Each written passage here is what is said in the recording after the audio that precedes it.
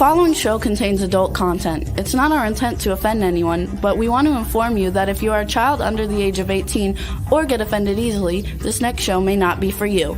The content, opinions, and subject matter of these shows are solely the choice of your show hosts and their guests, and not those of the Entertainment Network or any affiliated stations. Any comments or inquiries should be directed to those show hosts. Thank you for listening.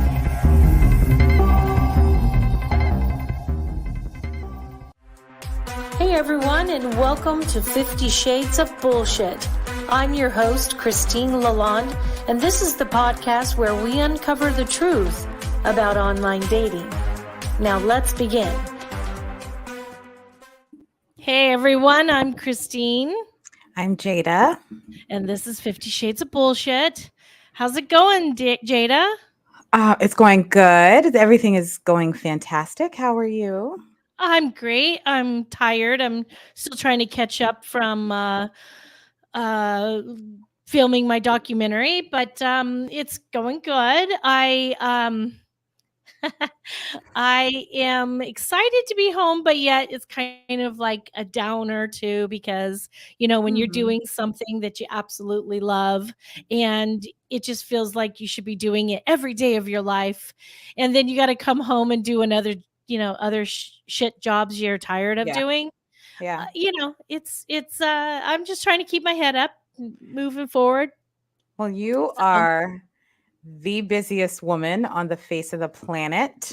Pretty much. You always have so much going on. Hopefully you're taking time for yourself and doing a little bit of self-care, I hope. Yeah, I've got a little bit of a cough since I've been back, traveling, that, dry hack.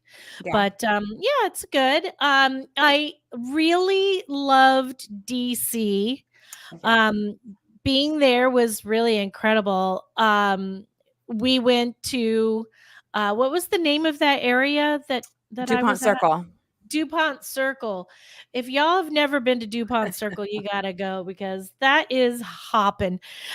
So last night, so the first night we were there, we met some people, these two guys and this girl, and oh my God, I absolutely love them. It's okay. Hopefully I get the names right.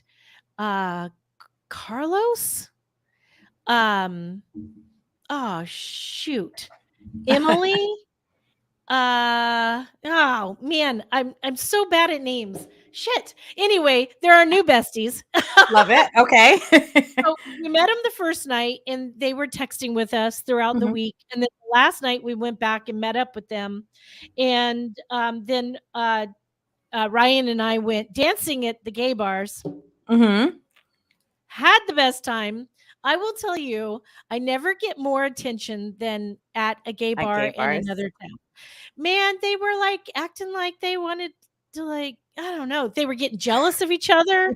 One was like pulling on me, and the other one was like, "What are you doing? She's ours." And I was like, "I love this." These hot men fighting over you. You know you're never gonna get the D, but it was fun. It was fun. Well, wait a minute. But did you end up staying up the entire night and then getting on your plane?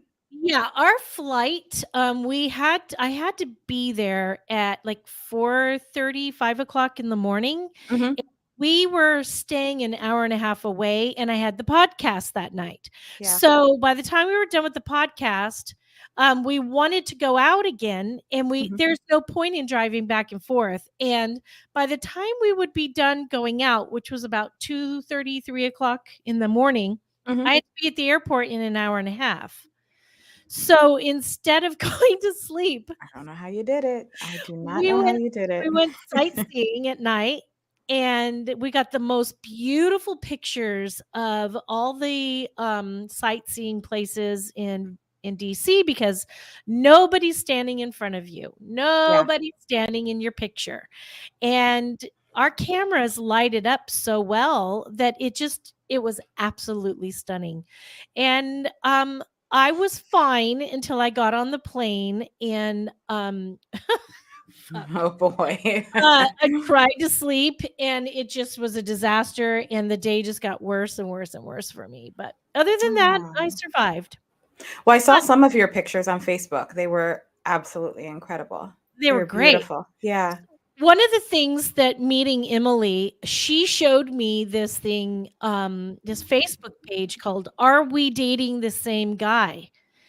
And she said that it's in every state It or every is. big town. So Yeah. I was like, "Oh, hell yes." So the minute I got back, I asked to be in the group and I was approved. And It's my horrible. oh my God. The things that so I have this one thing I want to briefly tell it. Mhm. So, this is someone who anonymously posted on it. She said, "OMG, I just went out on a first date with a guy and I am so distraught." She said, "1, he asked if my chests, quote, chests were real. He had 3 espresso martinis. He kept insisting I'm not interested in him because I looked too serious." Too serious. I went to the bathroom at one point and he asked why I would take my phone. He accused me of calling a friend to tell her how bad the date was when I really just went to the bathroom. And by the way, I'm sorry, I'm not leaving my phone Oh, absolutely not. open for No. some fucking weirdo to look at or touch or No. take or whatever. Oh, hell no. Then she went on to say, when the date was over, I called my Uber to go home and he insisted on taking me home. I was No. so uncomfortable. And I said, no. He literally was arguing with me in front of the valet, and even the valet people were staring at us. She said, I've Mhm. never felt so uncomfortable in my entire life. I hope this guy leaves me alone. And at this end, as this was just so intense. Um, and it's nice to hear that other people have shit ass dates. I mean, other than myself. Mhm. I mean, it's Mhm. not nice. I wish that dating was a much easier situation for people. Yeah. But if you haven't had a chance to check out Are We Dating the Same Guy on It's Facebook, crazy. it's really great because you can look and see people are posting pictures and the names that they're giving and saying this happened to me, that happened to me. Do you know this guy? I'm starting to get serious with this guy. Is there any tea on this person? Yeah. And people are like, yes, I've been seeing him, or no, I don't know anything. It's really kind of cool. It's girls looking out for girls. That's all I got to say. Well, I know I've been in the one in DC. Mhm. And they have them for women as well. So they do have Are We Dating the Same Girl in Ooh. different states also, Oh. um, Ooh, which is check that out. interesting. I know it's interesting because I want to see I that. well, you you probably I would Hmm. assume you'd have to be a man to get Well, I guess that wouldn't be to get so into that, hard to but do. I could go onto Christian's Facebook and well, there you check it go. out. Yeah, I don't know if they're in every place, but I know there's one here in DC. Wow. Well, DC is popping. I'm telling you, It it's on that definitely track. is. So, today's episode, super excited about it. Yeah, yeah. Um, we have Jennifer back with us. Mhm. Jennifer was on another episode that we had. It was episode 83, Cultivating Intimacy. If you missed that one, go back and check that out. We have her back for today. We are at our 90th episode. Can you believe it? Wow. 90! Woohoo! Well, You should be very we're glad proud she's of back. yourself. Yeah, Oh, thank you. of I course. can't wait till our 100th episode. Jennifer, welcome to the show. Thank you So, so much. I looked up Tantra Mm. because I love to Google shit. Okay. So Tantra, they said, is an ancient Indian practice that dates back more than 5,000 years. And it's a word that means woven together. And it means basically people who practice Buddhist or Hindu meditation may also practice tantric sex as a way to weave the physical with the spiritual. Personally, I say, I don't give a fuck what you practice. If you want to practice tantric sex, go for it. But welcome. I'm glad that you're back. Also, I was looking at it, and it also said something about focusing on breathing, staying present, creating a safe environment to explore sensual intimacy. So that's what I found online, and I'm dying to hear from a professional, what it really means. How do you practice? What do we do? How do we get into it, and all that fun stuff? Yeah, absolutely. So yes, your definition is completely correct. For me personally, I got into Tantra because of the sex part. And then it did absolutely weave the spiritual side of things as well, because, you can dive into the sex, but Tantric sex is not just sex. It's really not. It is a full body experience, whether it's solo or with a partner. And the one thing I want to say about Tantra as a whole is that there's two different paths. There's the right hand path and the left hand path. So the right hand path is like the more orthodox, very strict practice. There's no alcohol, there's no sex. It is very, very strict. That's the right side? That's the right. Because mama ain't going there. And then you have the left hand, which is obviously the non-orthodox side of things, where it does encompass that sexual aspect. They can drink alcohol and things of that nature. And then there's 5 colors of Tantra. So white is the spiritual and the most orthodox. So that is the right hand path. And then there's red, which is the left-hand path, and the tantric sex that encompasses the sex, the body, things of that nature. And then you have pink, which is kind of taking obviously red and white, which is what I would personally say that I practice. And then you have black, which is very, very taboo. It's not very spoken about. It's really hard to actually find a lot of information about, because it is done in secrecy, because years and years ago it was witchcraft, and that's where your sex magic comes into play. And that's what I do. Yes. Okay. Yeah. And then you have gray as well, which is obviously taking the white and the black together to get the gray. So it's kind of like that sex magic with tantric. I think that's kind of what I do anyway. I do sex magic, and then I also my boyfriend's really good about investigating all these different things and tries to bring all these different things into our relationship, and it's pretty hot. It's really sexy. It is. Tantric sex. The thing about tantric sex is, before I started learning anything about Tantra, honestly, I was the type that I have great sex, and I have a lot of it. But it was kind of like get in, get off, get out. Like that was really what it was. It was like 5-10 minutes, same position, same routine. Like there was no spice in that life. Then we found Tantra, and now like orgasm is the last thing on my mind. I'm not there to have an orgasm. I'm there to experience all of the pleasure that can happen in a given time. And that can be anywhere from, now it's, typically the lowest is 20 minutes to a couple hours. And I always get the face reaction of like, how do you expect that long? It's awesome. It is awesome. Penetrative. Like the penetration doesn't last the 2 hours. It's the foreplay and the fun. Because honestly, the most fun part is the foreplay. Right. So what's the difference then between sex magic and Tantra?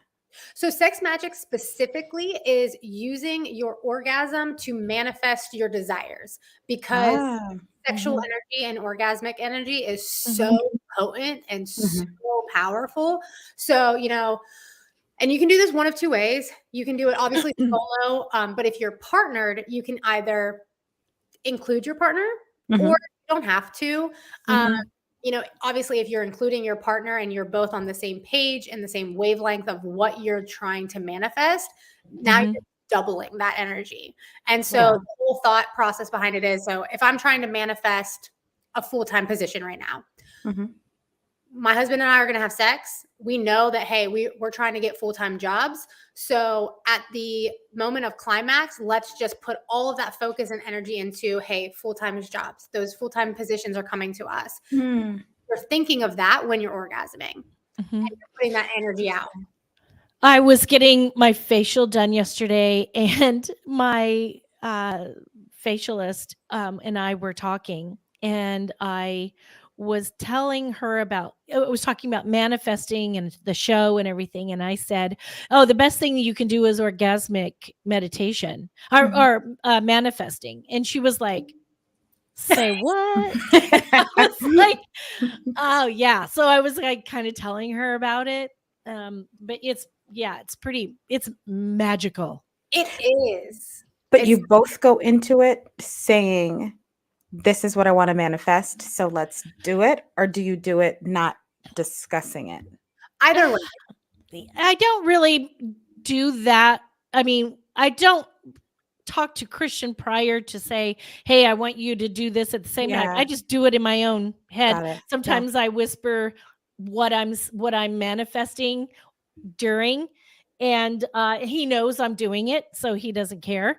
But I think for me, the most powerful ones are when I'm on my own, because I use from YouTube a guided manifesting for a very specific thing.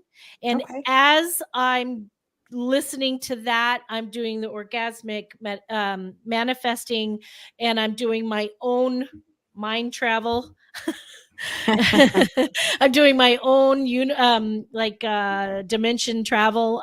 It's mind freaking blowing.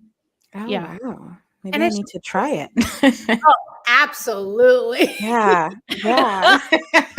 I can tell you more about it after the show, Jane. Yeah, definitely.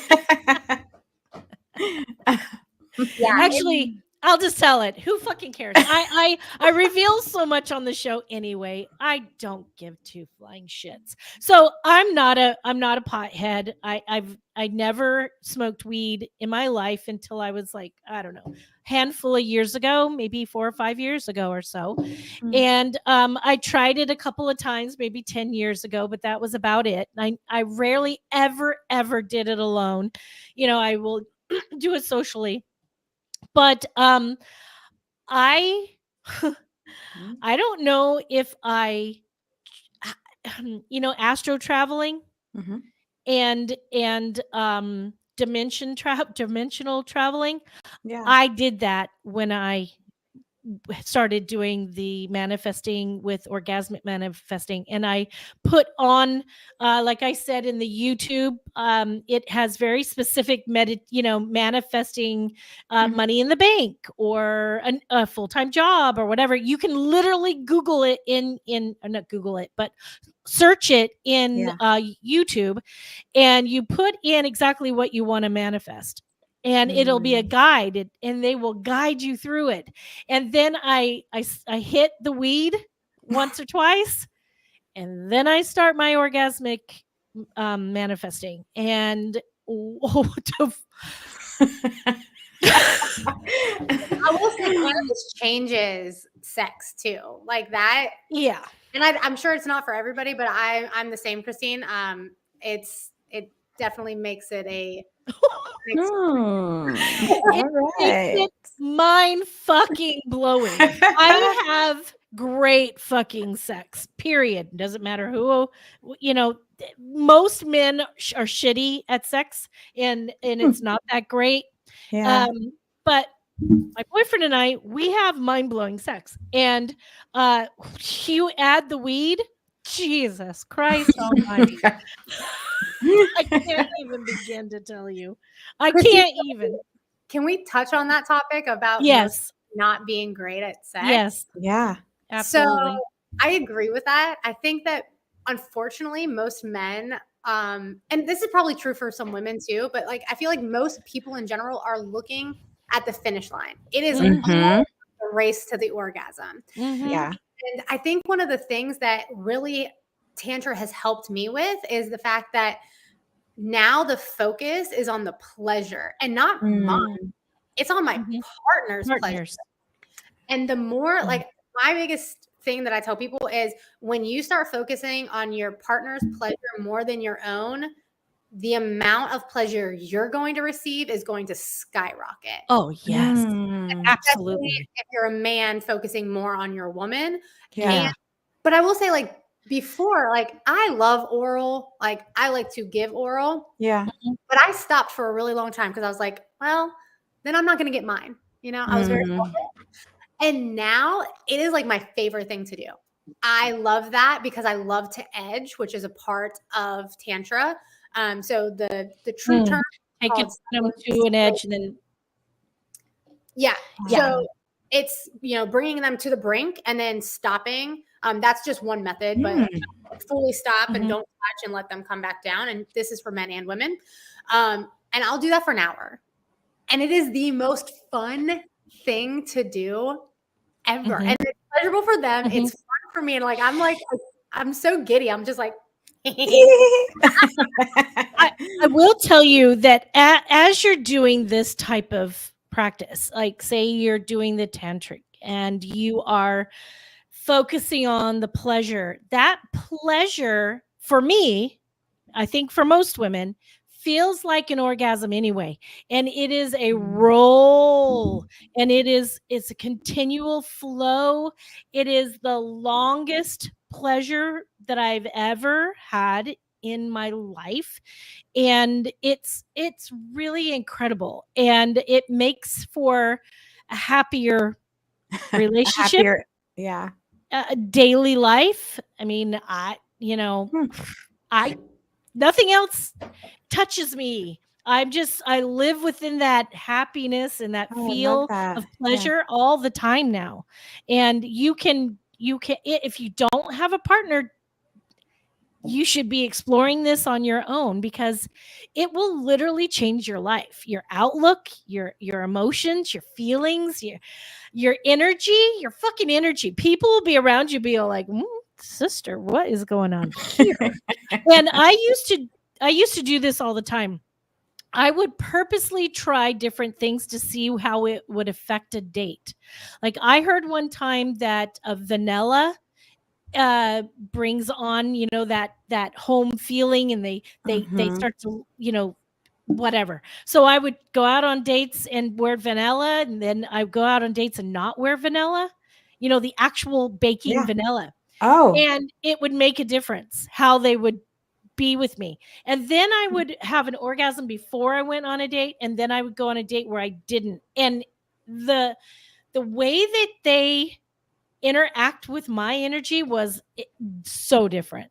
Really? That's so interesting. Yeah. That's very interesting. I thought Tantra was more about breathing. I thought it was more about just being in sync with one another's breathing and just. But you're not going to breathe for an hour. Well, no, but I know that there was like some physical touch, but I thought it was more about being in sync with one another's energy and breathing and that type of thing. So what I do personally, there is a specific practice called the Yab Yum. That's how we started our practice. We don't do it as often currently, but we did it for almost a full year. That's how we started every single intimate moment.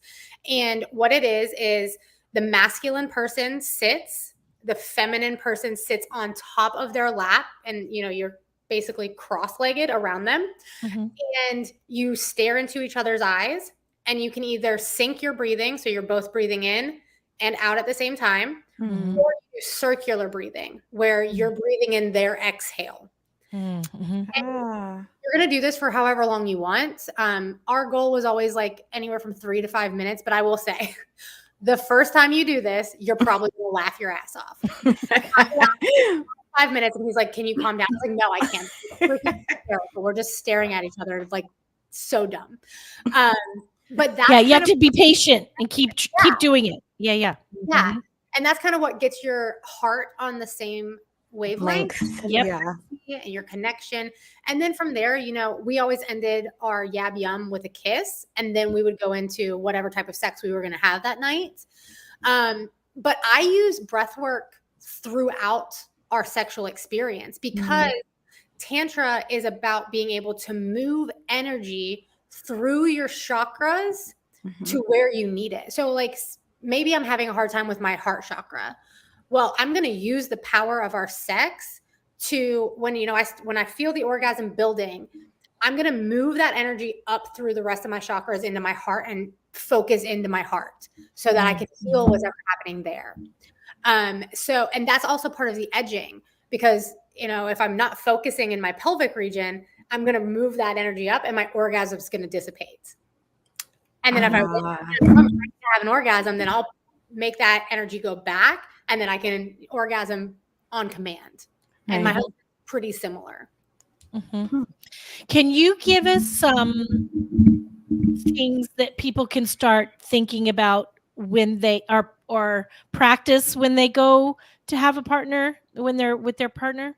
Yeah. So the one thing that I would say is for females, anybody that has a vulva, what you're going to want to do is you're going to want to practice Kegels. Yeah. That's so goofy, and we've been told that, but that's really what you're going to use to help move the energy. And you're not going to be good at this the first time. Like I've been practicing Tantra for about 3.5 years now.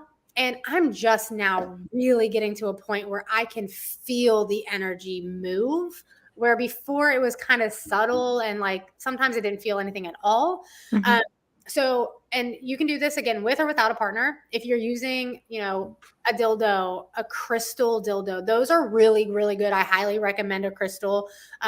Yoni eggs, those are also really good. And you're just going to try to like, the way that I kind of explain it is just kind of like, and you want to pull your vaginal wall, like close it up. That shit down. And then you're going to do that with your partner too. And I'm sure that's going to drive him wild. Yeah. Christine, I want to jump back for a second. You mentioned your orgasms, as a role and for a really long time. I think women specifically, we need to change what we think is an orgasm because an orgasm can be anything. You personally want it to be this, that can be orgasmic to you. And once you can alter your mindset of like, I don't need to have a clitoral, extreme, intense orgasm for it to be orgasmic. Yeah. Then you'll start to really pay attention to the sensations on your body. And that's another really good thing for partners to do. Which will lead to that. If you have trouble getting to that orgasm, you constantly have to focus to get it. And no, let it go. Relax. And just relax and start enjoying the little pleasures. They will start to build. They will start to build more. And then you will be shocked what happens to your body. Yeah. So it intensifies everything. Yeah. Yeah. My sex was great before, but it was probably at like 100. It's at like 10 million now. How do we get better? Yes. I have a really great short story. A friend of mine told me one time that he had this female friend that he went hiking with a lot. And she told him one time, "Oh, the sex with my husband just sucks. He's so bad. It's terrible. I'm not enjoying it. I don't know what to do. My marriage feels like it's falling apart." And he said to her, she said something about, he said, "Why don't you just fake it? Fake it and see what happens." And she's like, "Ugh, but that's so," he said, "Just fake it. Try it." So she went home and she was faked it so much that she tricked herself into actually enjoying it. And it actually changed their relationship and it changed their sex life because she started to, you know what it's like to be a girl, to fake it. You're breathing a certain way, you're doing certain things and you're pretending, but she had to fake it like she would an actual orgasm, or her husband would know. Yeah. And so she got herself there by just faking that she was getting into it. And the next thing you know, she tricked her mind into believing that she actually was enjoying it. And then she now got their into sex it. life is different. It's changed. It's better. And that's something too is, and I'm going to speak mostly to women today, just because I think that sex tends to be on us mostly in partnerships. Mhm. So one thing that I changed is, instead of asking yourself, like, am I in the mood to have sex tonight? Because honestly, the answer for women is probably almost never, because we're not men. We're not thinking about it 24/7 typically. I do, but that's okay. So do I. You are not alone, sister. Everyone else. So instead of, am I in the mood, ask yourself, am I in the mood to get in the mood? Mhm. Am I willing to be put in the mood? In the mood. And that's going to change, because 90% of the time, yeah, I'm willing to get there. I'm willing for you to put me in the mood. I'm willing to do what it takes to get in the mood. So that's a really subtle way that you can just change your mindset, change the question, and it opens up the opportunity. Mm-hmm. I think that when you start truly enjoying the experience, that you are willing to have it every day, all the time. And it's just a natural thing. Your body's like truly addicted to the pleasure of what you feel when you're with your person. The more you do it, the more you want to do it. Yeah. Like, if you're not having sex right now, and if you're not having as much sex as you want to, have more sex. It's as hard and as simple as that. Just, and I know people hate it, but schedule your sex life. Sure. Schedule it, at least in the beginning, because otherwise you're going to always find excuses of like, I'm tired. I don't have time. I have to do this. I have to do. You can set aside 30 minutes. You can for connection. If you want your marriage and your love life and your sex life to actually be something you enjoy, make the time. So how would you suggest introducing it to your partner, the person that you're with? Because I would think some people may say, well, what, are you just not satisfied with our sex life? Is that why we're doing something different? Or should some always people be just may not doing want to do something it. different. Well, 100%. But how would you introduce it to your person and have them receive it well? So I always like to start any type of difficult conversation with a question of, don't spring it on anybody, because typically it is met with defense. So asking, hey, I would like to have a conversation about introducing some new things into our sex life. Is tonight good, or would tomorrow be better? 2 options, not when is good. No. Tonight, tomorrow, Monday, Tuesday. Pick 2. They get to choose. You could always say, I learned something new. I listened to this podcast and I learned something new, and I'd like to try it out on you. It guarantees that our sex life is going to explode. And I think men are probably going to be like, men are simple creatures. I'm sorry, but if you're going to say, hey, we're going to make our sex life better, they're probably going to be like, sure, whatever. It's fine. Okay. Yeah. What's next? What do I do? Where do I sign up? Does this mean more of it? Yeah, exactly.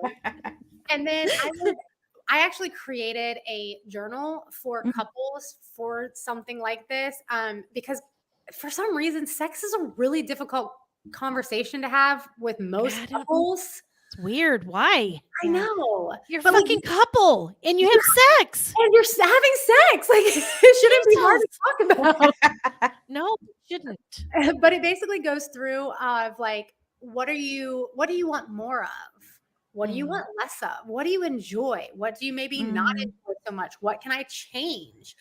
And a really good way to learn your partner is by doing mutual masturbation.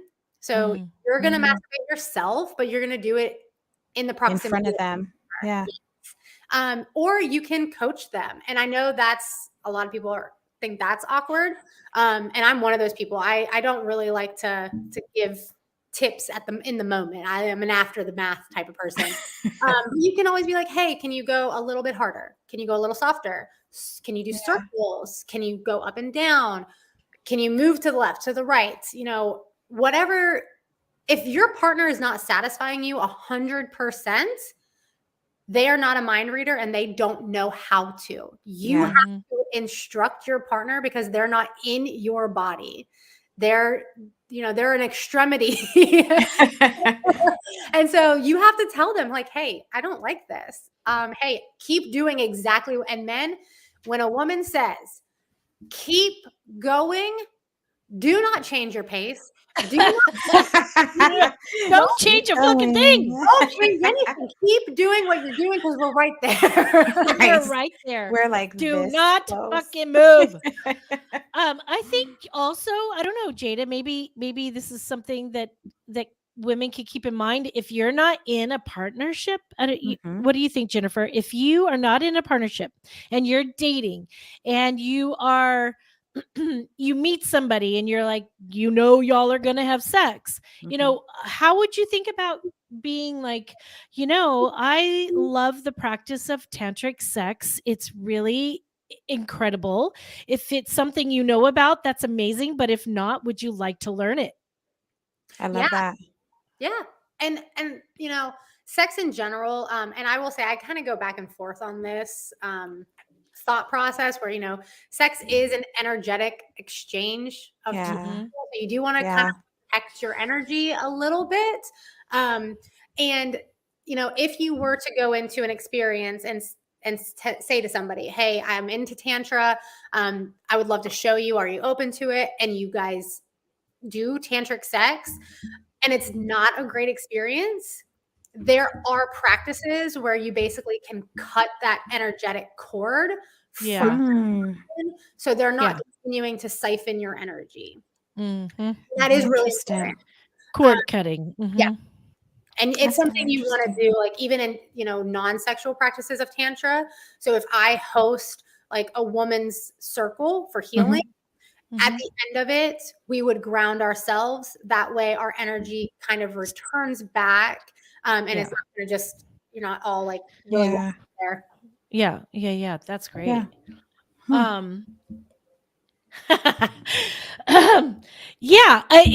When we talk about stuff like this, my mind wanders. I literally had nothing to say because my mind was like there.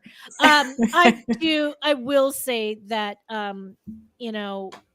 maybe have regular everyday sex with your people that you're first starting to meet. And then if it's somebody that you're going to be having a regular situation with, and maybe you're talking about getting to know each other more, not just a friends with benefits, you want to, I think, save that for the person you're going to want to be in a relationship with, because I will tell you, it really can bind you together. It can really elevate. And if you're with somebody that you're elevating that sexual and that emotional tie with, and they're not your person, you can really kind of fuck yourself up. Well, it sounds like it's very sacred. It's almost a sacred, almost a spiritual practice. It is. So I would think that you would want to be careful. You don't, that's not for everybody. Right. Yeah.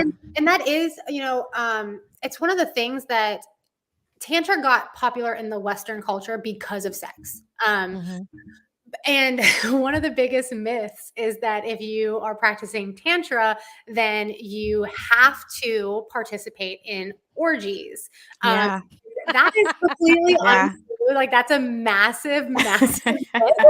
I did think that at one point until I did, more reading and research on it over the past several months. But I was like, oh, it's a bunch of people touching and feeling and rubbing arms and and like that can be part of it. Like that does exist, but it's not like the norm, I don't think. And so like there are, when I was going through my my schooling to become an instructor, there are people that practice Tantra and they will have a tantric partner that they might not be in a relationship with. And they are there for the practice of tantric Mhm. sex, but they have a primary partner. Or there are people that will, as a group exchange in tantric sex and then go back to their partners.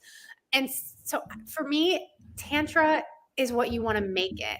I started with, all I cared about was sex. I just want to have the best sex in my life. And that's what I built my entire business on. I started it with what was called No Days Off. We did a year of having sex every single day. And then I built my whole company over have the hottest sex of your life. Mhm. And then the spiritual side really kind of caught hold of me. And now because it weaves into everything. And like Christine said, it changes your energy. It just makes you happy. And one of the biggest practices of Tantra in general, without the sex, is being able to transmute energy into something else. So finding the bliss in mundane. So if being a strawberry, how orgasmic can that strawberry become? And driving, how amazing and blissful can this drive become? And when you start to think that way, I mean, life just freaking way happier. way happier. I think that also when you're focusing on a positive and you are manifesting all these incredible things into your life shifts anyway. I mean, you can't help but your life shift. There's no room for it to not. It makes a huge difference. I mean, like I say every time, I think I say this almost every episode now.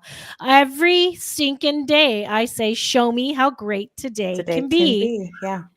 Every day.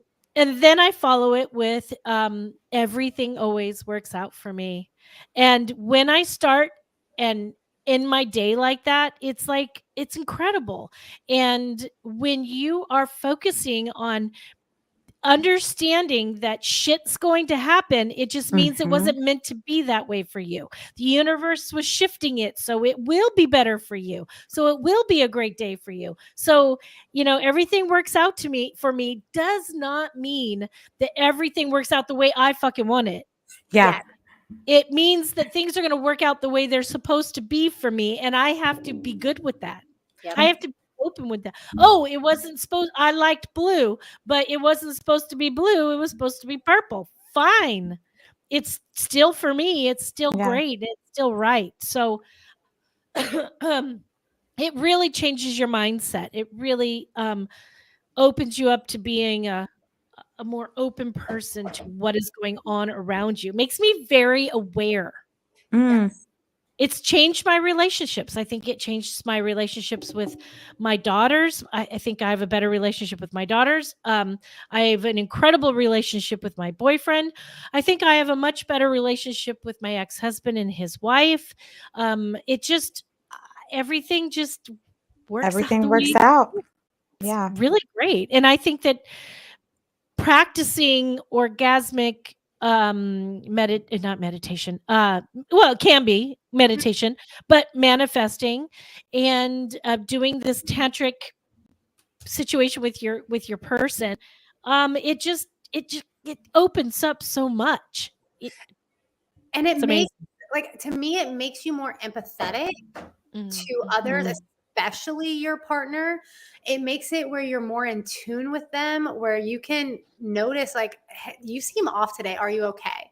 How can I support you today? What do you need? And, I started this in 2020 because I knew from the moment we went into lockdown, I was like, oh, the divorce rate is going to skyrocket because people don't like each other. Like, people don't like the person that they're with. And it just and I wanted to create something that would help couples not only stay together, but my philosophy is, if this is the person you want to spend 50, 60 years with, why are you not the happiest with them? Why not enjoy being with them all the time? Like, I'm always going to pick my husband. If people ask me to go do something, I'm going to be like, I can stay home with my husband. That sounds like a better choice. Better choice. It's much better for me, but thanks anyhow. Couples, people just need to communicate a lot better. And I really think Tantra helps that. Oh, I was just going to say, it really just punches that dial up, because if you can communicate in that way, in the most intimate, emotionally bonding, physically bonding way, outside of the bedroom, you may be able to start communicating better with other things.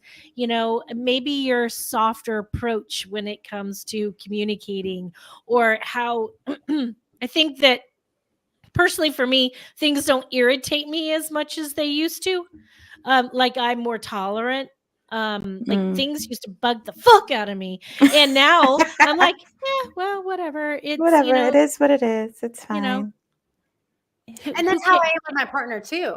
Like I used to get so irritated over the smallest things, and now I'm like, okay. I try to ask myself, like, am I mad because he didn't do something that I asked him to do in my mind?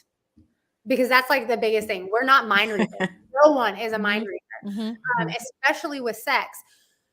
Your partner doesn't know what you want unless you tell say them something. Yeah. And that can start before you actually make it to the bedroom. Like, especially for women, sex is mental for us. It's more physical. And especially if you have children, younger children at home, if you're a stay-at-home mom especially, you're going to be touched all day typically. And so you might need to communicate to your partner, hey, I would love to have sex tonight, but I've been touched all day long. So if you would like that to happen, I'm going to need you to please come home, handle dinner, handle the bath. I'm going to take a bath so I can get myself mentally prepared for what is going to happen for you and I. And I'll meet you in the bedroom. Set the scene. I know Christine said that she has kind of a orgasmic practice when she does it with herself. And so, you know, you can do that. Set the scene.